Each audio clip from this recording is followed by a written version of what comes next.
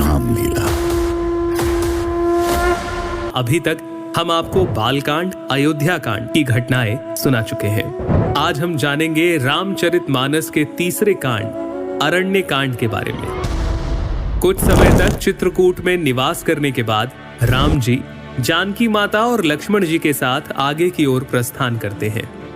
अरण्य कांड में इंद्र के पुत्र जयंत का भी प्रसंग आता है, जो श्री राम के बल की परीक्षा करने के लक्ष्य से कौवे का रूप धारण कर माता सीता के चरणों में चोंच मार देता है।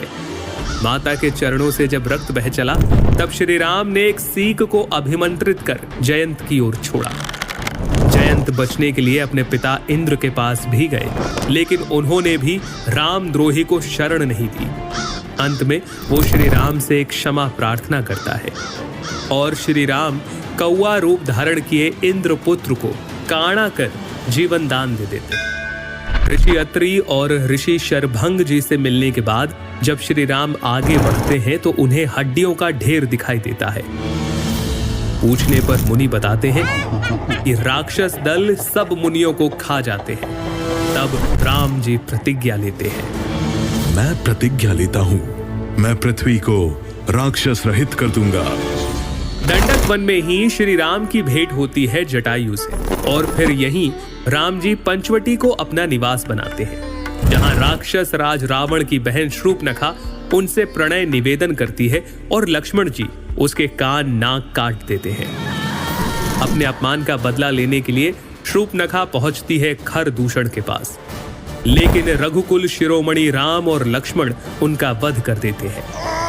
अब शूर्पणखा जाती है अपने भाई रावण की सभा में। वहीं दूसरी तरफ स्थिति की गंभीरता को समझते हुए और सीता माता की सुरक्षा के लिए श्री राम उन्हें राक्षसों का अंत होने तक अग्नि में निवास करने के लिए कहते हैं।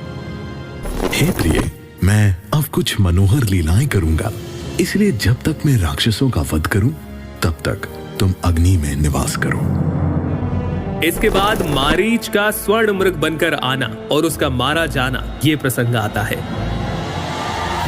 इधर रावण द्वारा सीता माता के स्वरूप यानी माया सीता का हरण किया जाता है और जानकी विलाप करते हुए कहती है, हे रघुनाथ जी, आपने किस अपराध पर मुझसे दया भुला दी। हे लक्ष्मण, तुम्हारा दोष नहीं है, मैंने क्रोध किया और उसका फल पाया। रास्ते में जटायु ने सीता माता को बचाने के लिए रावण से युद्ध किया और रावण ने उसके पंख काटकर उसे अधमरा कर दिया। फिर राम जटायु संवाद और शबरी से श्री राम की भेंट, जहां शबरी उन्हें पंपा सरोवर जाने का सुझाव देती है और इसी के साथ अरण्य कांड की समाप्ति होती है। रावणारि जसु पावन, गावहि सुनहि जे लोग, राम भक्ति दृढ़ पावहि,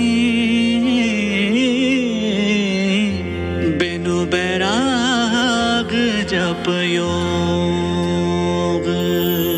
ये था रामचरितमानस का अरण्य कांड। आगे हम लोग बात करेंगे किष्किंधा कांड की, जहां भक्त की भेंट होगी भगवान से। बाल कांड से लेकर उत्तर कांड तक सिर्फ रामलीला में।